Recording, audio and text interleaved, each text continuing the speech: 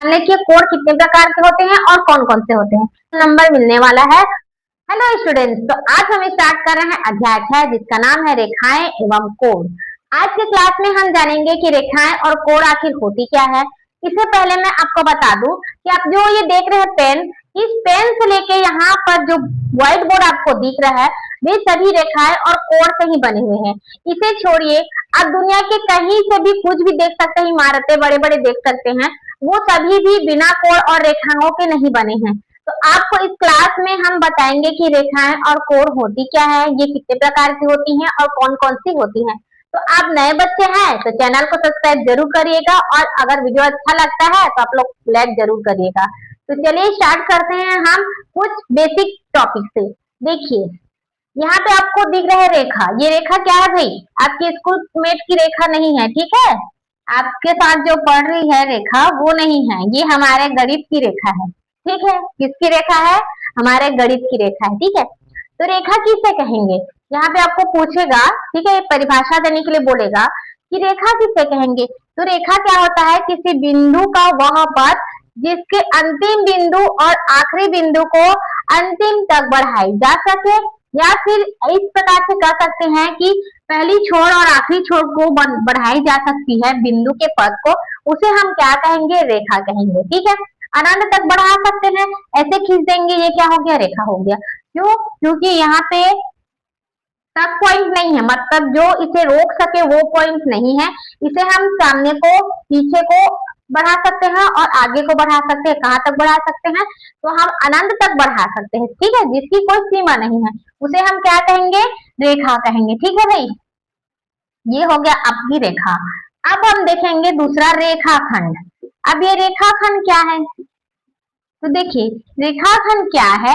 किसी रेखा पर स्थित दो बिंदुओं के बीच की दूरी को हम क्या कहेंगे? रेखाखंड कहेंगे। जैसे हमने कोई रेखा ले लिया, ठीक है, यहाँ पे कोई रेखा ले लिया, इसके बीच को हमने दो गांठ बांधे, मतलब एक रस्सी ले लीजिए, मान लीजिए एक रस्सी है, ठीक है, और इसमें हमने दो गांठ बांध दिया, ठीक है। तो इन दोनों के बीच की दूरी को हम क्या कहेंगे? रेखाखंड कहेंगे, क्योंकि ये खंडित हो गया, ये इस रेखा से अलग हो गया, ठीक है। तो इसे हम कहेंगे रेखाखंड। समझ आ गई? चलो आगे बढ़े, देखेंगे। अब देखेंगे हम, देखिए आज पार्ट 1 में हम इसका जो परिभाषा है और कोड कितने प्रकार के होते हैं, कौन कौन से कोड होते हैं, ये आज हम जानेंगे, ठीक है। पार्ट 2 में हम देखेंगे कि प्रश्नावली के जितने भी क्वेश्चन है उससे सॉल्व किस प्रकार किया जाता है, बहुत ही एकदम सरल तरीके से, ठीक है। आपको कोई भी प्रॉब्लम नहीं होने वाली है। तो आप बने रहिएगा वीडियो पे और पूरा अच्छे से समझिएगा, क्योंकि ये आगे जाके आपके काम आने वाला है, ठीक है भाई। चलिए देखिए, संरेख। अब संरेख क्या है? संरेख, अब देखिए संरेख क्या है? जब किसी रेखा पर अनंत बिंदु हो, ठीक है, किसी रेखा पर अनंत बिंदु हो तो उसे क्या कहेंगे? हम संरेख कहेंगे। क्लियर है? तो देखिए, अगर आपको कॉपी में लिखना है इसका परिभाषा तो आप थोड़ा सा वीडियो को रोक कर लिख सकते हैं, ठीक है। जैसे जैसे मैं बोलते जा रही हूँ वो आप अपने कॉपी में लिख सकते हैं। क्लियर बेटा? चलिए, यहाँ तक समझ आ गया। जब किसी रेखा पर अनंत बिंदु हो, या फिर आप लिख सकते हैं बहुत सारे बिंदु हो, उसे हम क्या कहेंगे? संरेख कहेंगे। अब देखिए संगामी, ये संगामी क्या होता है? तो संगामी वो होता है जब किसी बिंदु पर, ठीक है, इसमें क्या बोला हमने कि एक रेखा पर अनंत बिंदु है, ठीक है, लेकिन संगामी क्या होगा? किसी एक बिंदु पर कोई रेखा हमने खींच दिया, ये हो गया आपका, ठीक है। एक बिंदु पर हमने कितनी रेखा खींचा? एक रेखा। अब मन कर रहा है कि एक और रेखा खींच दे, खींच दीजिए भाई, एक और मन कर रहा है तो, ठीक है, ये हो गया। अब फिर से मन लग रहा है कि एक और रेखा खींच दे, फिर से खींच देंगे। फिर कोई बोल रहा है, हमें भी मन लग रहा है कि एक और रेखा खींचे, तो फिर खींच देंगे। ये हो जाएगा आपका, क्या होगा? संगामी। ये ठीक है, एक ही बिंदु पर अनंत रेखाएं खींची जाती है, उसे क्या कहेंगे? तो उसे कहेंगे हम संगामी। ठीक है भाई, चलिए समझ आ गया संगामी किसे कहेंगे। अब हम आगे बढ़ते हैं और देखते हैं कि, एक मिनट,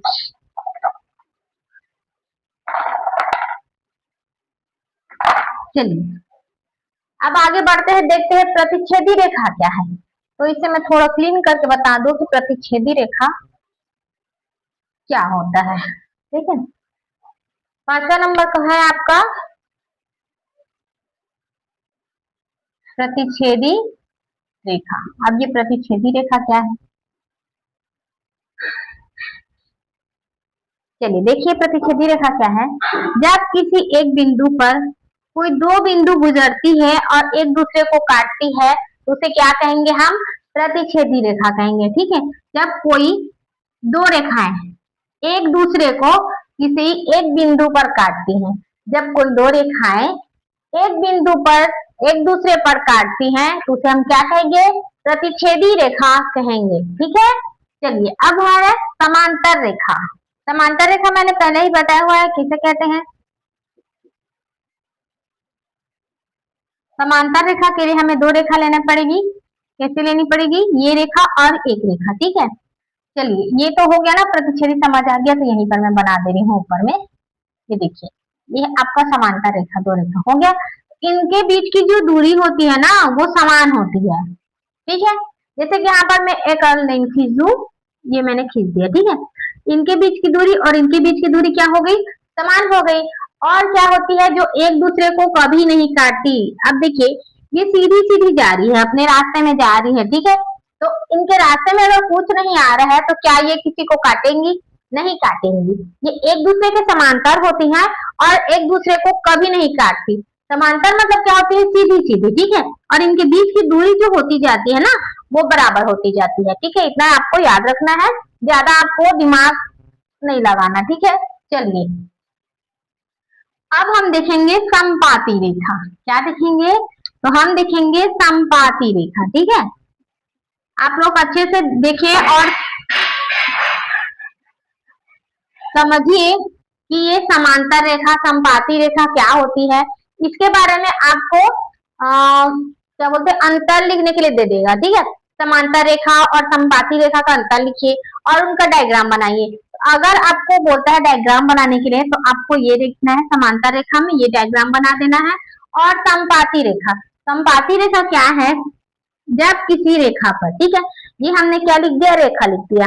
अब क्या होता है, जब किसी रेखा पर अन्य कोई रेखा चढ़ जाती है या उसके ऊपर ही खींची जाती है उसे हम क्या कहेंगे, समपाती रेखा कहेंगे। ठीक है, जैसे मैंने यहाँ पे पहले से एक रेखा खींचा हुआ है, ये मैंने खींच दिया। ठीक है, अब इसके ऊपर में एक और रेखा खींच दीजिए, इसी में ना, ऊपर में नहीं, वो आगे पीछे नहीं। ठीक है, इसके ऊपर में ही हमने एक और रेखा खींच दिया तो क्या कहलाएगा, ये कहलाएगा आपका समपाती रेखा। क्लियर है, तो देखिए हमने कहाँ तक देख लिया, हमने देखा रेखा से लेकर के समपाती रेखाएं क्या होती है। ये आपको जरूरी है कि परिभाषा में पूछेगा ही, एक ना एक पूछेगा, इससे अच्छे से हमें याद करना है और प्रैक्टिस करना है। ठीक है, अगर आपको पूछेगा कि संरेख और समपाती रेखा क्या है, संगामी रेखा और समांतर रेखा क्या है, ये सभी आपको पूछेगा तो आप लोग अच्छे से तैयार रहिएगा एग्जाम में, क्योंकि आप अभी से तैयारी करेंगे तभी जाके एग्जाम में बहुत ही ज्यादा सरल होगा।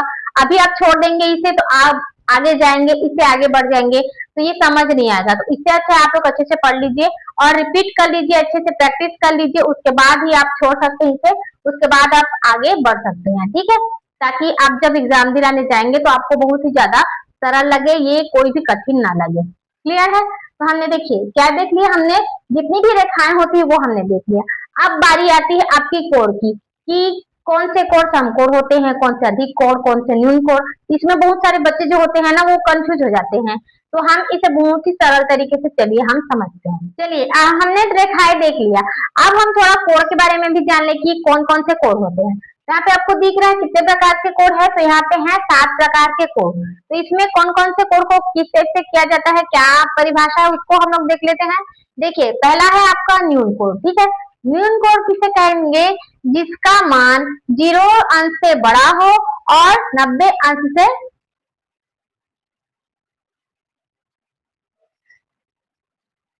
यार मेरा कहूँ ठीक है ना,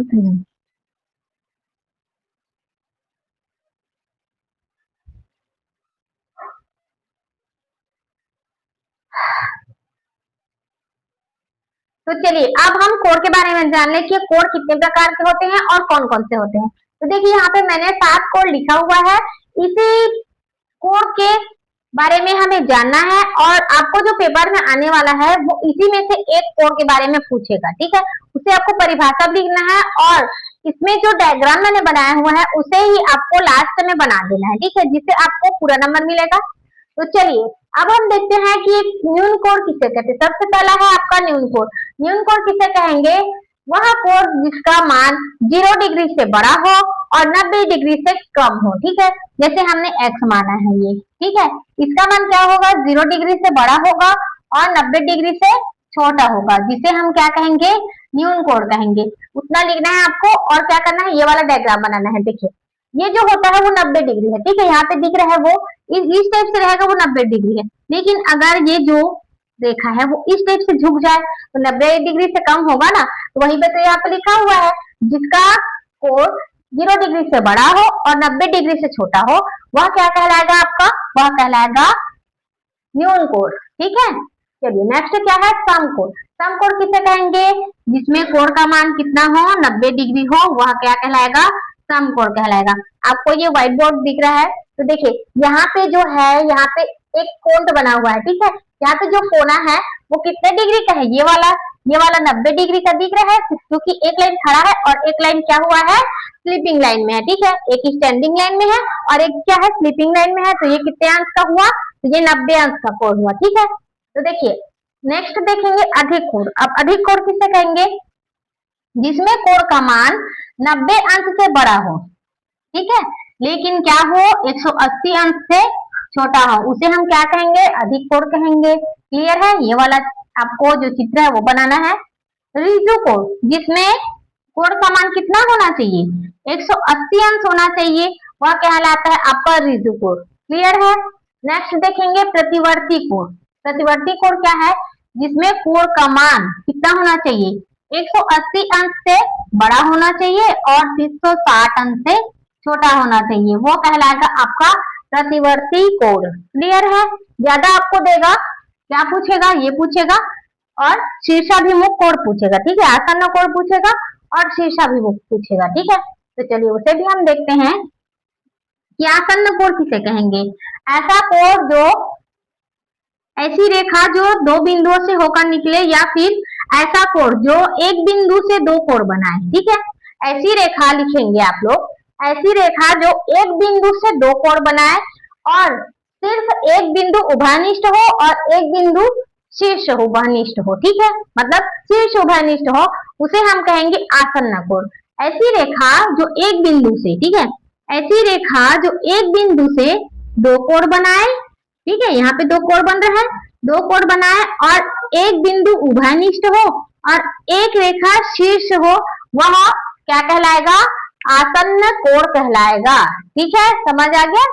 चलिए नेक्स्ट देखेंगे हम शीर्षाभिमुख कोण। शीर्षाभिमुख क्या है?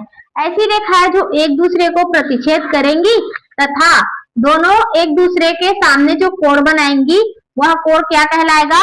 शीर्षाभिमुख कहलाएगा। मतलब आमने सामने कोण बनेगा, ठीक है। इन दोनों का कोण बना है यहाँ पर, ठीक है, और इनका कोण किससे बना है? इस साइड से बना है, ठीक है। तो ऐसी रेखा जो एक बिंदु से एक दूसरे को प्रतिच्छेद करेंगी या एक बिंदु से गुजरेंगी, आप अपने मर्जी के हिसाब से लिख सकते हैं, ठीक है, जो भी आपको अच्छा लगे। ऐसी रेखा जो एक दूसरे को प्रतिच्छेद करेंगी तथा एक दूसरे के सामने कोण बनाएंगी, उसे हम क्या कहेंगे?